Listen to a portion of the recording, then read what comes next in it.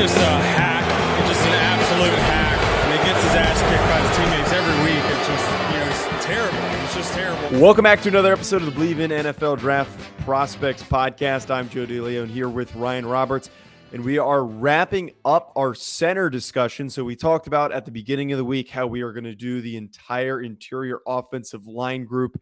Instead, we're going to be doing the center class just for today. And we're going to talk guards next week just because there's so many names that need to be discussed for the center group. Wouldn't really be doing them justice properly if we didn't talk about them. The guard week, though, Ryan, is going to be a little bit underwhelming, especially now that Christian Mahogany has a torn ACL. And I would assume probably won't come out. You think that there's a possibility he might, but this guard group kind of sucks.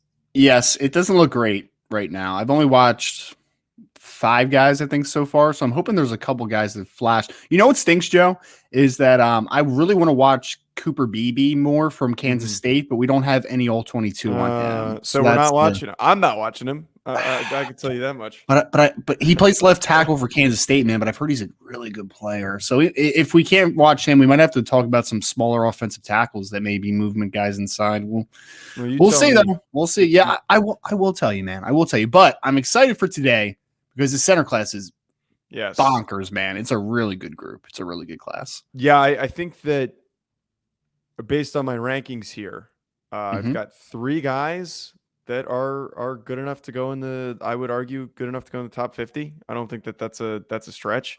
That's fair. I don't have a top 50 ranking right now, but just loosely looking at these guys, I think it's certainly possible. Yeah, it's in a vacuum, right? Like you're not saying he's a top 50 player in this class. You're saying typically this would be a top 50 football player, right? Yes. So yeah, get that. I think most of the top 3 guys that I have where I have them sitting, are likely more to go early round 2, but we'll get into all that. We're doing the structure a little bit differently today. So we decided that it makes a little bit more sense to actually share our rankings. So we're going to go back and forth in, is it ascending? No, it's descending order, right? Ascending order, because we're going from 5 to 1, right? Through this center class. Before we get to that though, folks, I just want to tell you about Bet Online. Our partners at BetOnline continue to be the #1 source for all of your betting needs and sports info. Find all the latest sports developments, including updated odds on the NHL playoffs, Major League Baseball fights, and even next season's NFL futures. BetOnline is your continued source for all of your sports wagering needs, including live betting and your favorite Vegas casino and poker games. It's super easy to get started, so head to their website today or use your mobile device to join and use our promo code BELIEVE to receive your 50% welcome bonus on your first deposit. BetOnline, where the game starts. Ryan, before we go back and forth with our rankings here, I would like to allow you, Mr. Can pull a name from anywhere, to just share any thoughts on maybe any honorable mentions or just notes that you want to bring up before we get into this list. I know for a fact that how many centers did you watch? I gotta ask. That's what I was counting when you were doing the read, because I was actually going to ask you how many you've watched. Right now, I watched 8. You watched 8. I have watched 5. God, if this is a crazy number, I'm going to be so pissed. 7, 8, 9, 10. 11 guys. Okay, that's reasonable. And yeah. If you said 17, I probably would have ended the show and been like, no, I'm not doing this. That's funny. So you watched 11 guys. I watched 8, glimpses of 9. Didn't get a full scope on some of these guys, but as I started to move down on some of the NFS guys that were graded to be draftable, I was a little bit progressively more and more underwhelmed, I would say. Yep. A lot of guys that are thin and lack strength. So the 2 guys I was telling you about before the show that I watched this morning, Trevor Downing from Iowa State and then Matthew Sedrick from Cal, both lighter guys that were listed under 300 pounds, and they both played like it. Didn't really get a lot of play strength from them. So just those guys I wasn't really that high on. Are there any guys that you think aren't in your top 5 that deserve to be acknowledged? Yeah, I mean, one guy that fits the same relative description that you just did was Michael Juergens from Wake Forest. I thought he was a decent athlete, but he was only 200. He's only listed at 298 pounds. So who knows actually what he is? He's a little thin. That aggravates me. Centers that are underweight. Yeah, and I get that you're playing the smallest position typically on the offensive line, but man, how hard is it to be over 305. Like if some guys can't put the weight on, but I get it. He has a frame too, because he's listed at 6'5", so like he's not like a shorter center. He's got a little bit of length to him, so it's a little weird that he's also a little bit undersized, but he kind of fits that same thing. Like there's core strength that absolutely needs to develop there. A couple guys though that I think are worthy of honorable mentions for different reasons. The highest graded center from NFS. This is a little inside information for everyone out there. Steve Avila from TCU, who is listed it's Avila, by the way. Avila. What did I say? Avila. Oh, okay. I'm sorry. Avila. Look, I have the right to correct you because there was a pronunciation thing on his roster page. So I know now. I don't care about the roster page. Steve Avila, who is 6'4", 339 pounds. Ooh. I wanted to mention him because the dude is powerful, man. Wait, is he not in your top 5? No, he is not. Oh. Okay, well, don't ruin it. I know he's in your top 5. I'm not going to spoil anything. Okay, well, Steve Avila, I wanted to mention because he's outside of my top 5, but he is a massive kid who I think could also play guard. So that's just a worthy of mention. You know who's really good, Joe, that I think is probably not a 2023 guy, though, that I wanted to mention that almost made my top 5? This one's going to surprise you a little bit. Luke Whipler from Ohio State is a good football player, man. He's a good football player. Necessarily surprise me, but I don't think his name has necessarily been brought up. It's not, because I believe he's a redshirt sophomore this year, so he's going to be a third-year player, and he's also going to come out. Probably not going to come out. That's why I didn't want to include him in the top 5, especially. But he took over for Harry Miller, who was dealing with injuries and then medically retired, and he's also dealing, I think, with like some mental health stuff as well this offseason. So he retired. This kid, I thought, really gave them some tenacity playing center, and he's a little bit of a smaller guy. I think we have him on the database listed, Whipler, 6'3", 300, but like he's not a officially graded guy. So I'd say he's low. He's shorter than 6'3", and he's probably right around 300 pounds. So he's a little bit of a smaller center, but pretty good athlete. And he really is good understanding how to attack and gain leverage, man. Like this kid plays very hard.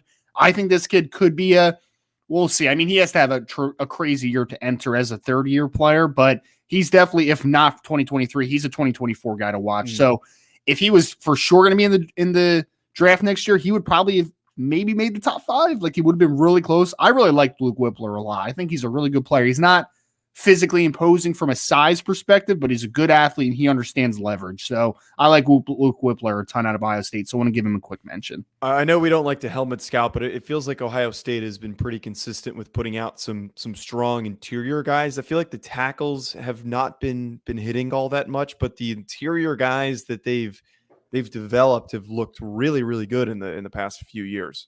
Well, they had what's his name? Who was the guard that was a transfer from Jonah Jackson was a transfer from Rutgers, went to Ohio State, trained to Test Football Academy. Yes, he did. Wait. Yes, Jonah Jackson trained. Oh no, okay. Quick story. Wait, did I train with him? I'm trying to remember if I was there when he was there. Was he? So he was there, I think, and then I think he left Test. I think he ghosted them at some point during the process. Was he 2021 or 2020? He was a rookie last year, so he was a 2021. Okay, kid. so I was probably in the building doing my physical therapy when he was there, but I just didn't acknowledge him. I know he trained at Test at some point, but he was a guy that I actually didn't love coming out of Ohio State, but he was a really good player last year for Detroit, for the Lions. So he's developed a good player. I think the centers, though, have kind of been a real mixed bag, man. Yeah. You talk about Billy Price that came out a couple years ago. Sucked. Yeah, he's not very good. But, yeah, I think Whipler's a good player, though. I wouldn't be surprised if he's an NFLer. I think he's a pretty solid football player. He gives me like a David Andrews vibes, like a little smaller, but like just good player. Consistent. All right, let's get into these rankings, Ryan. I'm going to start us off with my number 5 guy. I decided to go with Cedric Van Praan from Georgia. We talked about him on the comparison show. The one thing you get with Van Praan that we talked about is that he's got the traits that you want. He's a fluid athlete. He's got some very natural power. The concern for me with Van Praan was getting more consistency with using that play strength. That to me didn't always necessarily show up on tape. In the games that I watched of him understandably were stronger opponents, Michigan and Alabama. So you'd like to see those things show up very consistently against two top teams in the country with really good, well-coached defenses. But I think that Van Praan is somebody who's got a lot of upside. He's got a lot of potential. We talked about that being his big takeaway. If you take him somewhere early, day 3, I think he can provide a ton of value, but he's somebody who I don't necessarily trust to start day 1 in the NFL. Also would not be surprised if he comes back for an additional year and is in the 2024 class, because he is a very, very young prospect. But for an early day 3 pick, early round 4 rather, I think he's tremendous value there, and you've given him some time to develop. Joe, we're on the same page, man. I also have Sedrick Van Praan at number 5. I really love the upside, man. He's like a bull in the china shop right now, though. Like, there's no technical refinement. There's no nuance to his game. He's much more full steam ahead, and there's not much variety to his game right now, right? But I think the tools are tremendous. I said I wouldn't be surprised if this gets a top 3 center in this class when all is said and done, if he takes a developmental approach to that regard. I think from a physical perspective, I see some Marquise Pouncey there. I do. Like, I think that stylistically speaking, we'll see what the end result obviously is, but I put him at number 5 because he has a lot of upside, but he's far from realized potential right now. Yeah, I really do believe if he comes back and is in the 2024 class, that's going to benefit him much more, because we saw a lot of good things, but he's young. He's really freaking young, and he shouldn't be in a rush to jump to the NFL if he has the opportunity. It's not like this is a guy who's a 5th year, who has upside, hasn't hit it yet, hasn't actualized it yet, but kind of like Zion Nelson, where he's been there now for a good amount of time and he hasn't actualized it. I think the conversation would be very different. All right, Ryan, let's go to you to do your number 4, and we'll go back and forth that way. Sounds good, man. My number 4 is Joe Tippmann, offensive lineman out of the University of Wisconsin. He is a little bit of a weird one, Joe, because he is listed at 6'6", 317 pounds. So he is a very odd body type, more of like an Alex Mack type of center. I think that does hurt him with leverage in some instances, right? Because it's just like low pads, right, at that size. So there is some inconsistency from that regard, but I think he's a plus athlete, moves well laterally, get into the second level. I think he understands how to unlock his length in the run game a ton. I like Joe Tippmann a ton. I would even say Joe Tippmann, I think, could play guard. I've talked to Lorenz about him, Joe. He thinks he was like, I would maybe give him a shot at right tackle, at least in college, to just see what he does, because he's got kind of like the longer frame. But I like Tippmann, man. Indiana kid, kind of upset that Notre Dame didn't make a run at him. But yeah, I like Joe Tippmann for the movement skills, the quality that he had just as a first-year starter last year at Wisconsin. I think that there is a lot of upside working with a guy like Joe Tippmann. Admittedly, I did not watch Tippmann, and I'm mad at myself that I wasted my time. You're watching fired. These two. Thanks. You're the one who makes the decision. Yes, I'm the producer on this show. So you'll do the editing today. Oh, cool. I'll do that, man. I'm gonna I don't even know what an editing program is, so I'll just shut up. Exactly. No, but I'm pissed I wasted my time watching these other guys. But 6'6", like, that's really tall for a center. Like, that is that really tall. Do you think he's gonna play center in the NFL? Because that's really weird, him being that tall. He might be a guard. We'll see what happens. Either way, I think he's an NFL quality upside of a starter at the next level. He's a top 100 to 150 caliber player for me. Yeah, that's such a Wisconsin thing to do, to put a freaking 6'6" kid at center. Yes, I mean, I don't know if it's they also have the 6'9" kid, right? Who's there's a 6'9"? You posted that thing a while ago. A while ago you posted the guys with the really strange size profiles. Oh no, that's Lorenz Metz from he's from Cincinnati.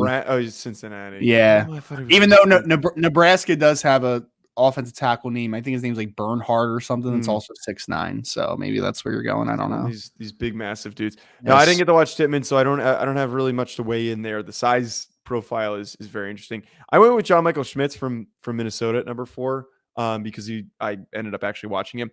The one thing that I really liked about him is just overall that consistency. And we talked so much on the show when we broke him down, is that this is a guy who can play some guard, can play obviously center, and at the very least, you're getting a player who is going to be a long-term backup for your roster. He's much further developed, I think, than a lot of the other guys in this class. And that's what his big redeeming quality is, being a guy coming back for his 6th year. It is a detriment for him that he is as old as he is going to be. I believe the age that we said is 24 years old by the time he's in the NFL. That's not great. But the fact that he is just so consistent, he is so technically sound, I think that he is very sneakily a good athlete. You didn't speak as highly on his play strength and the pop that he has, but I noticed some of that tenacity as a blocker. But at the very, very least, I think this is a high-end backup that just gets passed around maybe from team to team, or at the very, better part of that becomes a consistent starter. That we kind of did that comparison to his trajectory, like a Ryan Jensen that's just around and gets the job done, but isn't necessarily a top 10, 15 player at the position. Yeah, it's a perfect segue, Joe, because John Jingleheimer, Michael Schmitz is number 3 on my list. Did you look it up? Did you look up the? No, I refuse to look up your weird made up nursery rhyme. It's not made up. It's a thing. John Michael Schmitz, though, I like a ton. He is a guy that I'm a little higher on than you, I think, because I think his movement skills are really good, man. I think that he's got lateral ability. I think that in an outside zone heavy scheme, I think that this kid is a quality starter on the next level. So yes, John Michael Schmitz, number 3 for me. The age is, I guess, the crutch a little bit, right? Because I think he's a 6th-year senior because he chose to take the extra year. I still don't know why he did that, but he's a good player.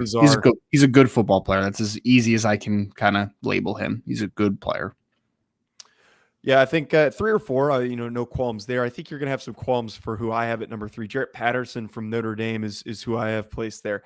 And we were talking about this at the beginning of the show, I am willing to take him in the top 50. I absolutely love what he provides in terms of his experience. He's been playing center for so long now at Notre Dame, and you really see that on tape. His awareness is the best of the class. It's on another level. He is somebody who has eyes in the back of his head to the point where he'll slide one way and he'll help and assist a guard, and then he'll see somebody else gets freed up in whatever that opening is that's created by him sliding to one direction, and then he'll redirect and pick up that guy. He moves very, very well, and I think that his play strength, his core strength is really, really strong. He is someone who very hard to overpower, and that's what makes him so freaking consistent. I do want to see some improvements on his angles because those are the reps that he does lose, and the length is certainly a concern, but I don't think it's much of a reach to say that this guy deserves to be in the conversation at 3.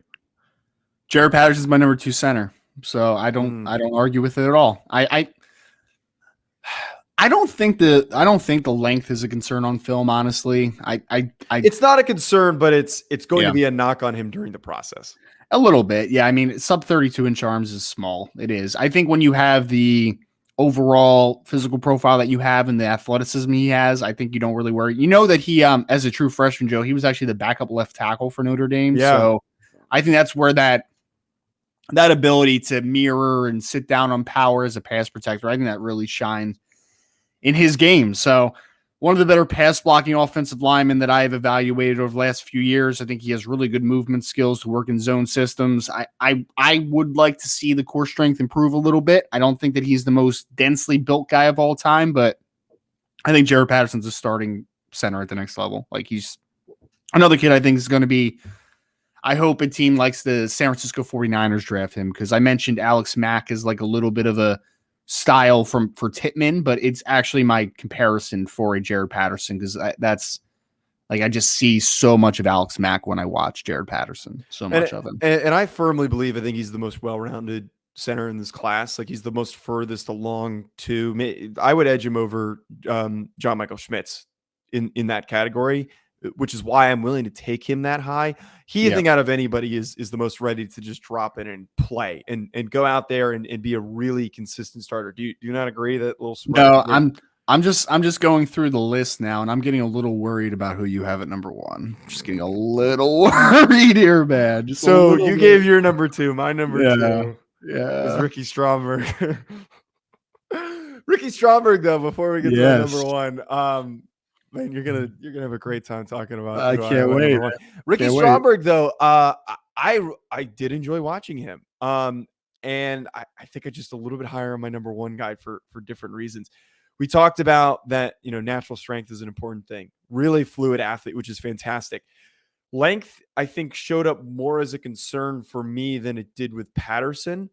The game that I acknowledge the most for that is when he went against Findarian Mathis, who I don't know what his length was. I think we said he had long arms.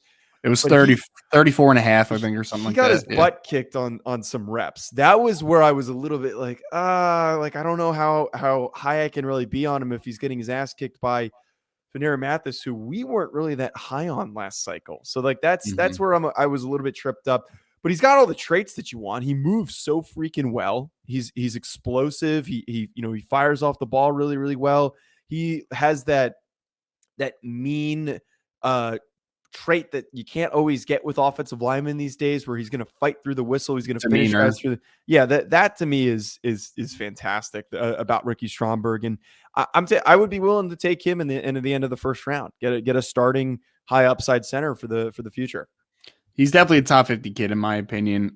So I guess it's another perfect segue, Joe. We weren't too off on some of these, man, because, I feel like we were one off. We're really off on my number one. We're really off. We're off in the instance that your number one pushed everybody down, but I felt like, so I had Patterson at 2, you had him at 3, I had John Michael Schmitz at 4. At 3, you had him at 4. So we kind of went and we also had Van Praan both at 5, right? So we weren't crazy off. And you just mentioned Stromberg at 2. I have Ricky Stromberg at 1, obviously. I think that the kid has the goods, man. Like, I think his game against Texas last year was the best game I've seen of any center in this class. Like, just straight up. It was a phenomenal game. Wait, so you watched Texas and who else? I think I watched Alabama as well, for sure. Okay. Let me pull up the sheets. What other games? I watched Alabama and Georgia. And I watched. I definitely watched Georgia then too. Him against Jordan Davis was impressive. Yeah, I was just held his own. I was perplexed why he was getting his ass kicked by Findarian Mathis. I was like, why is this happening? He's a better football player. I don't know why. I don't know if I would say ass kicked. There were a couple reps where there were a couple struggles. It was a couple struggles. I'm not going to lie. For the number one center in the class, and I'm not saying this is the reason why I didn't mark him as 1. My guy's at 1 because I really like some of the things that he did. Yeah. But I just think it's hard to buy into someone who's getting their butt kicked, like getting thrown and tossed on some reps. Findarian Mathis was the second round pick this past year, man. It was a second round pick. Just put that one out there. Ricky Stromberg, Joe. You mentioned the demeanor, physicality, good athlete overall. And my man has some of the best flexibility I've ever seen of a center. Like I feel like he was never on the ground, man. Like he's just not on the ground ever, which is a really nice sign to see. He puts guys on the ground. He does put guys on the ground. I'm a big fan of Stromberg, man. I would also take him in the first round. I would definitely call him a top 50 player. I think he's the best center in this class. I do. I think he would have been the top center for me last year too, over not for the system, right? Because like if you're a wide zone system, Linderbaum would have always been the guy. But if you're a team that mixes and matches different types of run schemes, I think Stromberg would have been the guy for me. But I'm a big fan of Ricky Stromberg. I like him a lot. Okay, number 1 for me is Esteban Steve Avila, according to his official name. I understand. I have to acknowledge here he's overweight. He's like 340 pounds. I think he's listed at 6'3", an unofficial height that we have for him. Yep. Steve Avila, though, the one thing that just flashed to me is really natural strength. I really like the way that he sunk into his hips on his stance. I thought that he had very active feet and very active hands for a guy that's that heavy. On the base front level of the defensive line, I think he is very, very strong. He's very, very powerful. And I saw him latch on to dudes and completely end reps. The way that he was just able to dominate again in the Baylor game that I watched of him was really, really exciting to watch. He sucks at getting to the second level, understandably. The guy can't get to the second level. He doesn't understand proper angles when it comes to that for some reason. His angles are fine on the defensive line, but like he just goes straight and then he tries to redirect. He needs to work on that. And he doesn't move very well when you ask him to move more than 5 yards. But here's where I stand with him.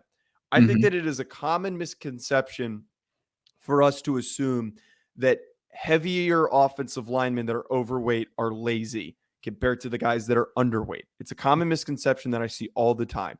And I would like to push back on that typical stereotype with linemen. I would argue that the lighter guys typically are not as motivated in the gym, and the heavier guys, it's easier for them to lose weight. It's harder to put on strength and muscle in an off season compared to just dropping some fat and being able to move better. I really freaking hope that he's playing at like 315 or 320. I know that's a lot of weight for him to lose, but I think if he moves better, this guy deserves to be the number one center in the class because of that stupid natural strength that he has.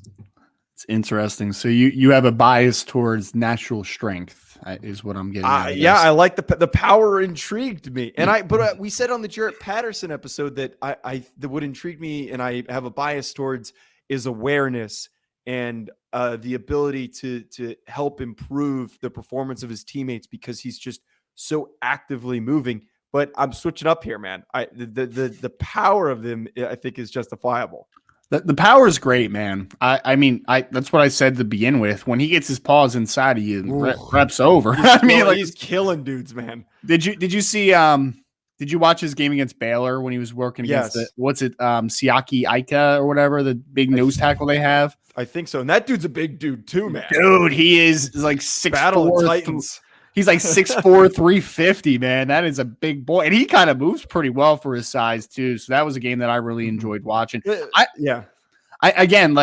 mentioned him at the beginning of the show because he would probably be 6 or 7 on my board in a really good center class. Like, I like Avila. I think he might be better suited at guard. I'm not sure he has the flexibility and ability to work to the second level to be a great center. He works there obviously now, and it's good film. It's not bad film. It's just working to the next level. I think he's more like a Gabe Jackson type of guard, right? Like he's a guy that needs to play in tight spaces a little bit. I mean, some of the notes I had from the Baylor game, it's like when he's working to the second level, I mean, if his angles aren't perfect, he's just going to miss guys on the second level. Yeah, like he just doesn't. It's terrible. It's the worst I've seen out of any lineman that we've watched.